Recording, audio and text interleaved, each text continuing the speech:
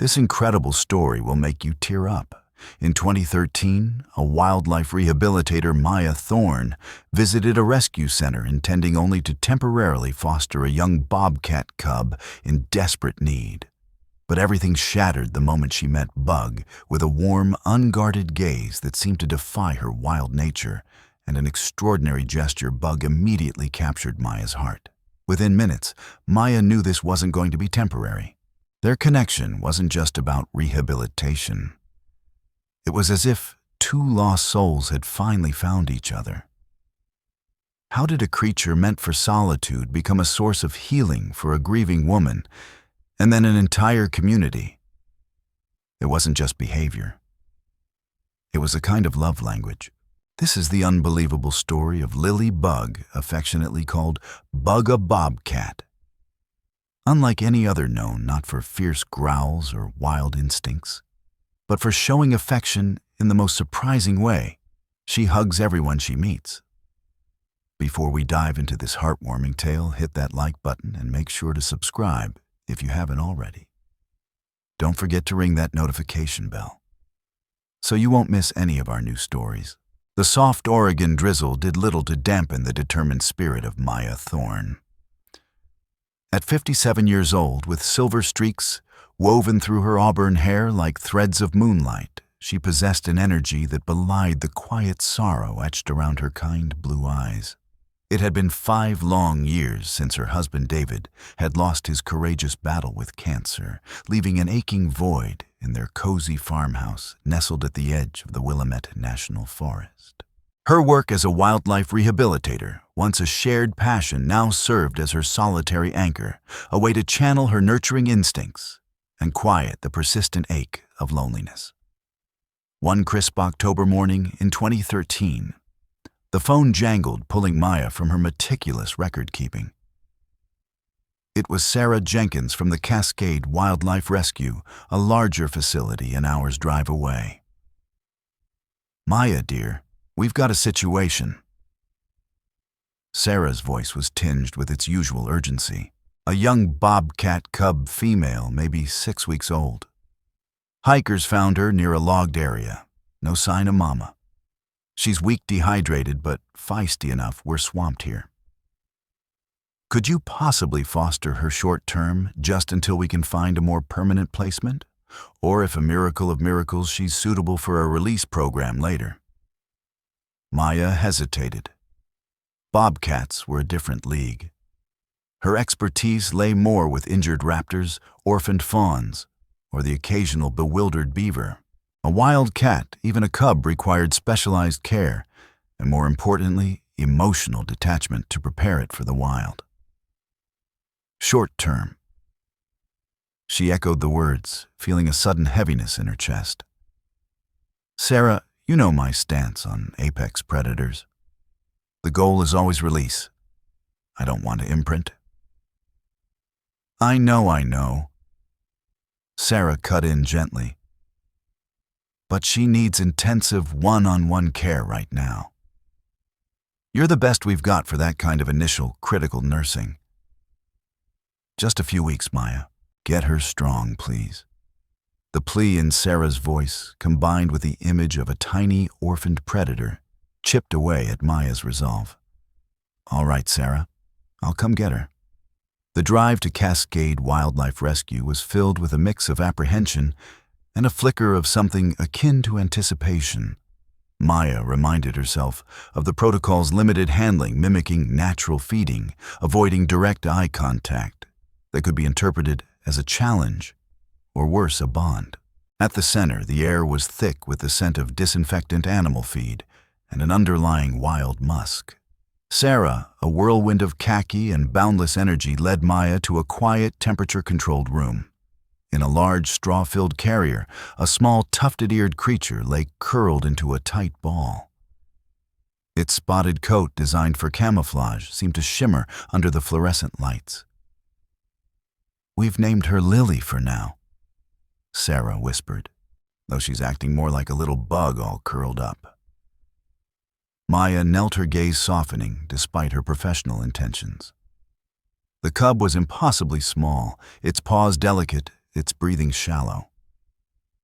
As Sarah gently lifted the cub for a quick health check, Maya saw its eyes properly for the first time. They weren't the fierce yellow-gold slits of a wild hunter, but a surprisingly warm, almost amber hue, wide and unguarded. They locked onto Maya's, and for a breathtaking moment, the world seemed to fall away.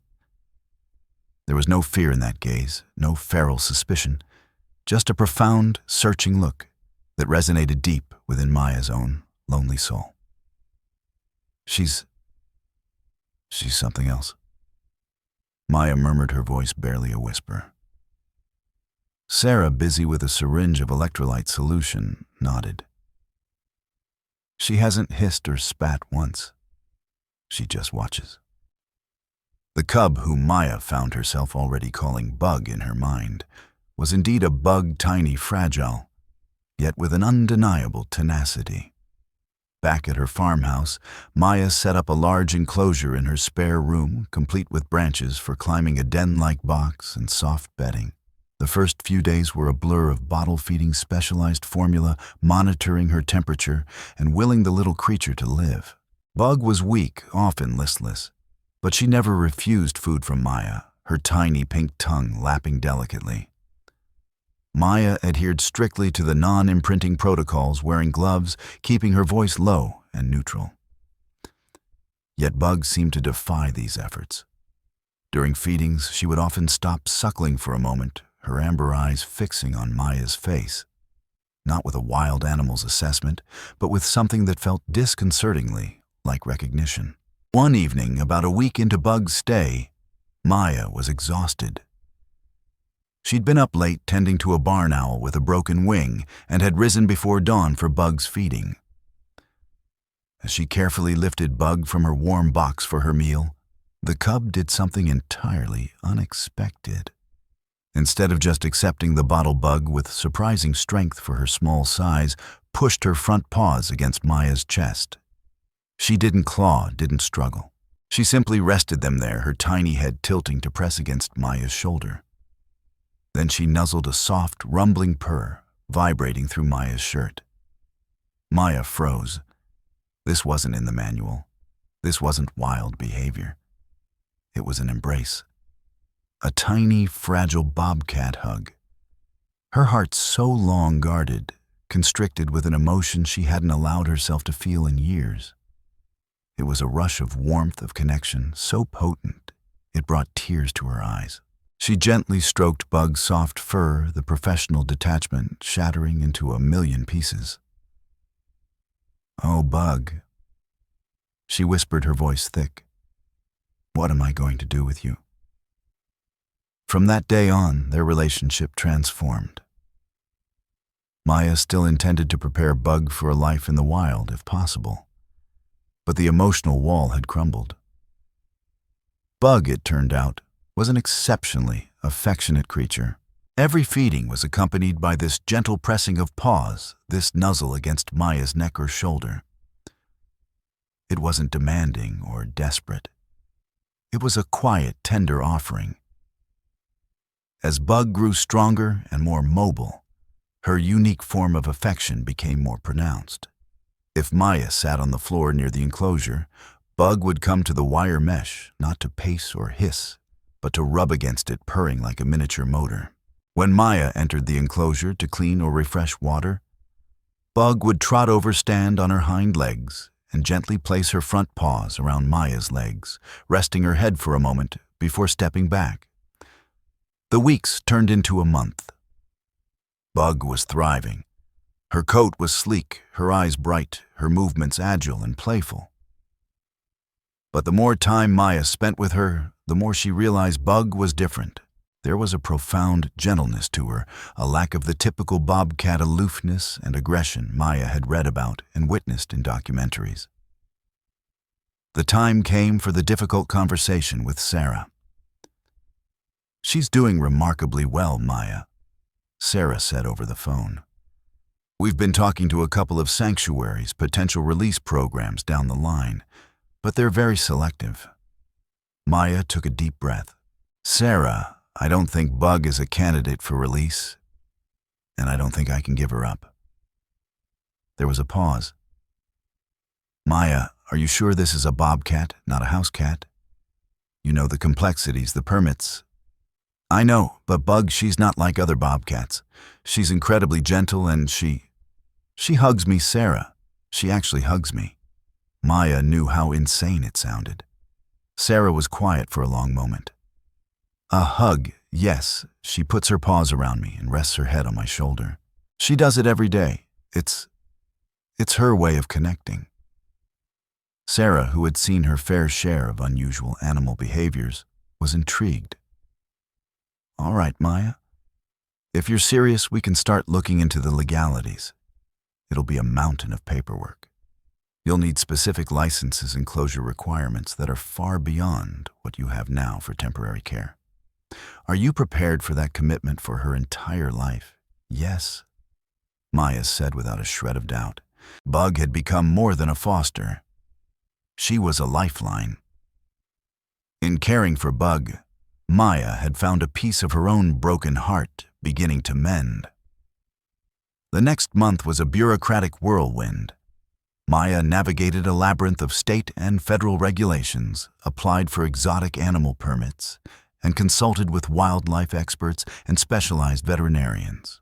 She hired contractors to build a large, secure outdoor enclosure attached to her house, complete with naturalistic features, trees, to climb rocks, to sunbathe on a small pool, and multiple denning spots.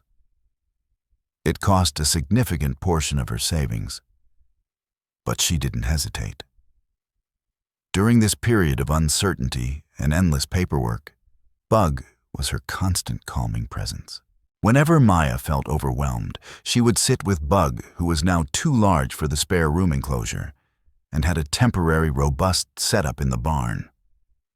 Bug would approach, offer her signature gentle embrace around Maya's arm or leg, and her quiet purr would seem to absorb Maya's anxiety. Finally, the day came when the last permit was approved. Custody of Lily Bug Thorn, the bobcat, was officially granted to Maya. A wave of relief so profound washed over Maya that she sank to her knees and wept.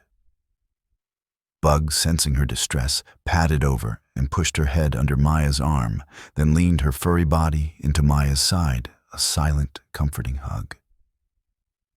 "We did it, Bug," Maya whispered, burying her face in the bobcat's soft spotted fur. "You're home." Life with Bug settled into a new rhythm. Bug was not a pet in the traditional sense. She was a wild animal with specific needs and instincts. Maya respected that, providing Bug with an environment that was as close to natural as possible within the confines of safety and legality. Bug spent her days exploring her spacious enclosure, pouncing on wind-blown leaves, napping in sunbeams, and watching the world go by with those unnervingly wise amber eyes. But the hugging continued, and it wasn't just for Maya. Her closest friend Eleanor, a retired schoolteacher who lived in the nearby town, was initially skeptical. "A bobcat, Maya. Are you sure you haven't bitten off more than you can chew, dear?" When Eleanor first visited after Bug was settled in her permanent enclosure, she stood at a nervous distance. Maya was inside giving Bug a fresh bowl of water. Bug, after a curious glance at Eleanor through the strong mesh, finished her drink, and then, to Eleanor's astonishment, ambled towards Maya. She stood on her hind legs, wrapped her front paws gently around Maya's waist, and rested her head against Maya's hip for a few seconds. Maya simply smiled and stroked her head. Eleanor's jaw dropped. Did that bobcat just hug you?" Maya chuckled. "She does that. That's Bug." Over time, Bug grew accustomed to Eleanor's regular visits. One afternoon, Maya and Eleanor were sitting on a bench just outside the enclosure sipping tea. Bug, who had been dozing on a high rock, woke up, stretched languidly, and sauntered over to the mesh closest to Eleanor. She rubbed her cheek against the wire, her purr a low rumble. Then she sat looking at Eleanor with calm curiosity. "Go on, Elle," Maya encouraged gently. "She's just saying hello." Hesitantly, Eleanor reached out a hand towards the mesh. Bug didn't flinch. Instead, she leaned into the touch, allowing Eleanor to scratch behind her tufted ears. Then, with a slow, deliberate movement, Bug lifted a paw and gently pressed it against the mesh right where Eleanor's hand had been. It wasn't a swat, not a grab. It was a soft, sustained touch. Eleanor pulled her hand back, her eyes wide and misty. "Oh, Maya, she's extraordinary." Bug's fame, or rather the curiosity surrounding her, began to spread locally. Maya was careful never exploiting Bug or putting her in stressful situations. But for trusted friends or fellow wildlife enthusiasts who understood the boundaries, she would occasionally allow supervised interactions, always with Bug's comfort as the priority. One such visitor was young Leo, the grandson of Maya's neighbor, Mr. Henderson. Mr. Henderson was a gruff, elderly farmer who initially viewed Maya's menagerie with suspicion. Wild animals belong in the wild. He'd grumbled more than once. But Leo, a quiet, sensitive 10-year-old who was struggling after his parents' recent divorce, was fascinated by animals. Mr. Henderson, despite his reservations, brought Leo over one day ostensibly to drop off some spare lumber Maya had asked for. While the adults talked, Leo stood mesmerized by Bug's enclosure. Bug, in turn, seemed equally intrigued by the small human. She came to the fence line, sat down, and just watched him with her calm, amber eyes. Maya, seeing the boy's gentle demeanor, invited him closer. "This is Bug Leo. She's very special." Leo slowly approached, his gaze fixed on the beautiful cat. Bug mirrored his stillness. Then she did something Maya had rarely seen her do with a new person. So quickly, she lay down near the mesh, rolled slightly onto her side, exposing a sliver of her spotted belly, and let out a soft chuff. Maya explained to Leo, "That's a friendly sound. It means she feels comfortable." Then Bug reached out a paw, extending it slowly through a wider gap in the mesh, not towards Leo, but placing it gently on the ground between them, as if an offering. Leo, his eyes shining, very slowly, reached out his own small hand and placed it near Bug's paw. Bug didn't move, just let her paw rest there.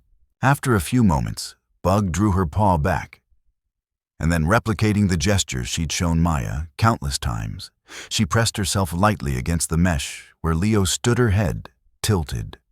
It wasn't a full hug through the barrier, but the intent was unmistakable. Leo gasped a small, joyous sound. She likes me." Mr. Henderson, who had been watching with a stern face, found his expression softening. He cleared his throat. "Well, I'll be. Smart cat." From that day on, Leo was a regular visitor.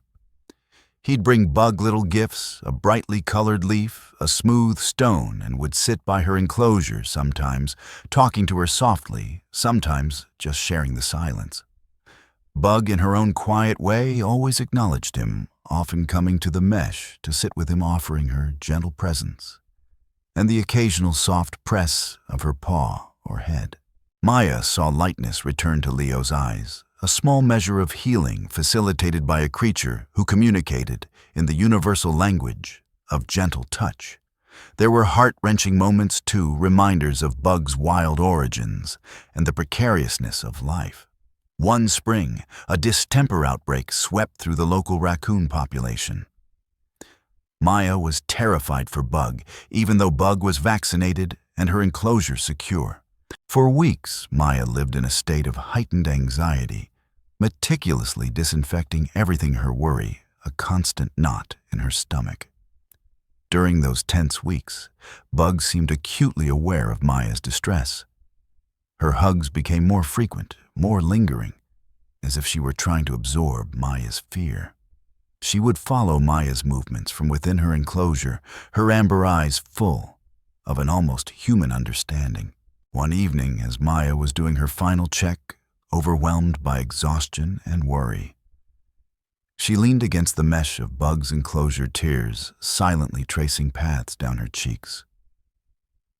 Bug came to her, not with a playful nudge, but with a quiet gravity. She pushed her head firmly into Maya's hand, then stood on her hind legs, pressing her furry body as close as the wire would allow, her paws resting gently on Maya's arms. She stayed there for a long time, purring deeply, a steady rhythmic comfort in the twilight. In that moment, Maya didn't feel like a caretaker and a wild animal. They were simply two souls offering solace to one another. The distemper threat eventually passed, leaving Bug untouched. But the memory of Bug's unwavering comfort during that period remained deeply etched in Maya's heart. Years passed. Bug grew into a magnificent adult bobcat, sleek and powerful, yet retaining that extraordinary gentleness. Her official name, Lily, was rarely used. She was and always would be Bug. She became a quiet legend in their small corner of Oregon. People Maya met would often ask, "Are you the lady with the hugging bobcat?" Maya, now in her late 60s, found her days filled with a profound sense of peace and purpose. The sharp edges of her grief for David had softened, replaced by a gentle warmth that Bug had somehow helped rekindle. Bug was more than a rescued animal. She was a companion, a confidant, a furry four-legged therapist who communicated not with words, but with the profound eloquence of a gentle touch, a comforting presence, a heartfelt hug. One sunny afternoon, Maya sat on her porch swing, a photo album open on her lap. It was filled with pictures of David, of their life together, and now, increasingly, of Bug. Bug herself was in her enclosure, sunbathing on her favorite flat rock, the picture of contentment. Eleanor joined her, bringing a tray with lemonade and cookies. "Reminiscing, dear?" Eleanor asked. Maya smiled, a genuine, untroubled smile. Just feeling grateful for everything. For David, for this life, and for that incredible creature over there. She looked towards Bug, who, as if sensing she was the topic of conversation, opened one amber eye and looked back at Maya. Bug then slowly rose, stretched and ambled over to the side of the enclosure closest to the porch. She sat watching Maya with that familiar, loving gaze. "You know," Maya said softly, her voice filled with emotion. "When I first went to that rescue center, I was just going to foster a bobcat cub. I was determined to keep my distance, to not get attached. I thought my heart had closed up for good after David." She paused, then continued. "But Bug, she had other plans. She didn't just capture my heart. She reminded me it could still open, still feel. She showed me that even in the wildest of creatures, there can be an immense capacity for gentleness, for connection." As if on cue, Bug stood on her hind legs, reached her paws through the mesh as far as she could, and gently patted the air in Maya's direction, a familiar gesture that always made Maya's heart swell. Maya knew that their time together, like all precious things, was finite. But for now, in the golden light of that Oregon afternoon, surrounded by the quiet sounds of nature and the unwavering affection of a bobcat who didn't growl but hugged, Maya Thorne felt an overwhelming sense of joy.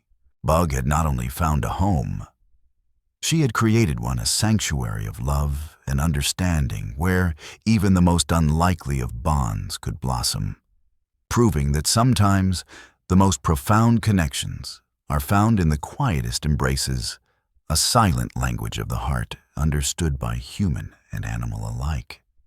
And in that Maya found her own wild, wounded soul truly and finally healed. Valuable lesson for the audience?